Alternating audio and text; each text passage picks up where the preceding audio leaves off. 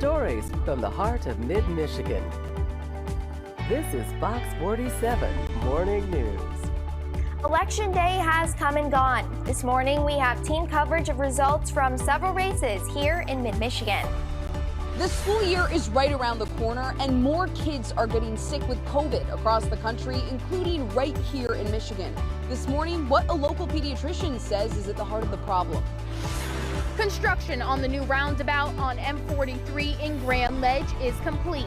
Coming up, how residents say they feel about the new addition.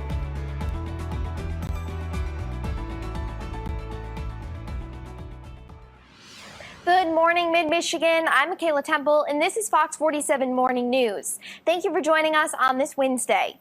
Yesterday was Election Day, and coming up in a couple minutes, we will have some results from several races here in Mid-Michigan. But first, let's take a look at our latest forecast. Our meteorologist, Candace Monticelli, will break down what you need to know. All right, Mid-Michigan, for this Wednesday, let's break things down for you hour by hour as we have another cool and comfortable start. You may need a lighter sweater, a little lighter jacket to get going for the day as things will warm up quickly. This relatively dry air mass, it cools off fast and warms up quick, and that's what we've been seeing for the past several days. Plan on 78 degrees at noon, 83 at 5. Very seasonable for where we should be at this point in August, and definitely those calm winds all day long. And we could see a few fair weather cumulus clouds throughout the day, but really nothing to take away from your sunshine on this Wednesday. Now coming up tomorrow, we're really just going to copy and paste things. We've been doing that for several days, getting a little bit warmer day by day, as tomorrow we can plan on 84 degrees with mostly sunny skies, and then slowly but surely we're also going to start to mix in some humidity. By the end of the week and really throughout the weekend is when you'll start to feel that stickiness and mugginess again. So for today and tomorrow, enjoy very seasonable temperatures and very comfortable air.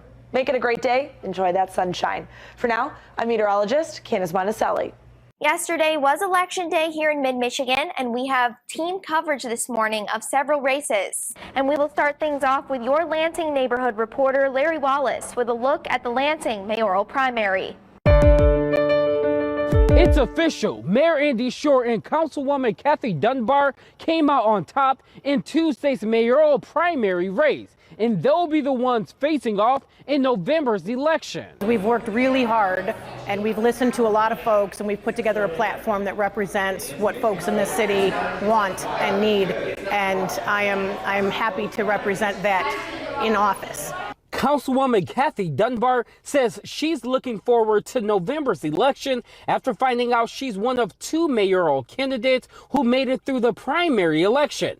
6 candidates went into the primary. Now Dunbar and Mayor Andy Shore are the final 2 standing. My message would be to thank everyone that supported me through this process, everyone who came out to vote, everyone who voted absentee, everyone who exercised their right to control the destiny of Lansing. I say this all the time, but we literally have the future of Lansing in our hands every time we vote. Shore released this statement saying, in part, "I am truly honored by the great number of Lansing residents who turned out to the polls in support of our vision. In the past," Shore said, if elected for his second term, he'll focus on the city's infrastructure, diversity efforts, and gun violence among youth. I am confident that the budget we have is able to support our neighborhoods, our safety, our jobs and infrastructure. If elected, Dunbar will be the first woman to serve as mayor in Lansing. She plans to push fiscal responsibility and citizen-driven development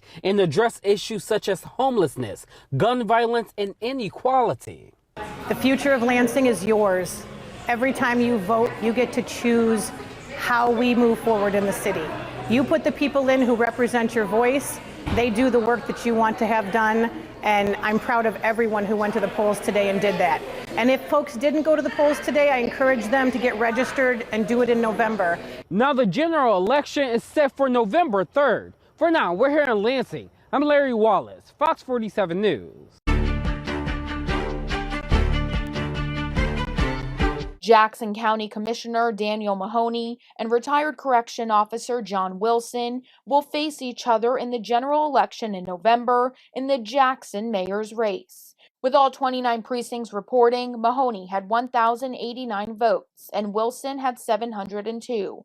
while City Council members Laura Dweiler-Schlechte had 534 and Jeremy Alexander with 268. First thoughts coming into this was that I'm going to put the work in that's necessary for me to get to the next phase.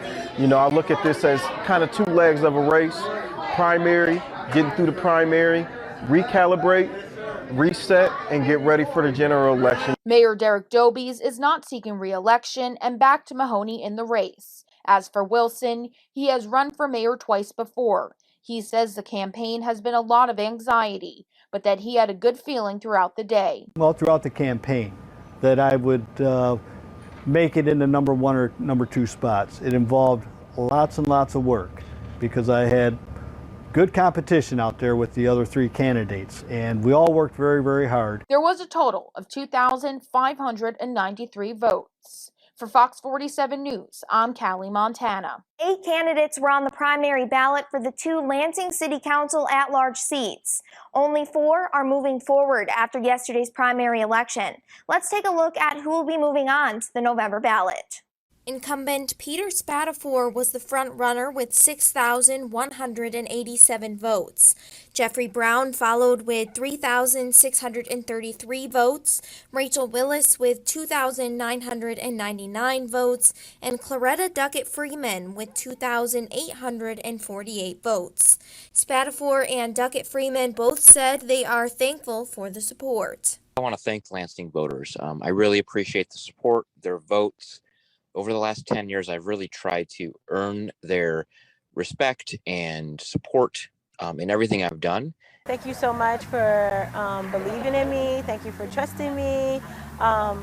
Just thank you for the chance. Duckett Freeman says she's ready to focus on the general election. Reaching out to those who maybe didn't vote, find out why they didn't vote, what would it take for them to vote. And Spatafor says he plans to take a breather before campaigning again. The pandemic and everything we've done over the last 18 months has really been kind of rough on that voter contact, that communication with our constituents. So I'd like to get in front of people as much as possible over the next 3 months. Willis says she is humbled and thankful to the voters in Lansing who cast their vote for her and is looking forward to working over the next 90 days until the general election to earn the trust of more voters for the opportunity to serve on the Lansing City Council.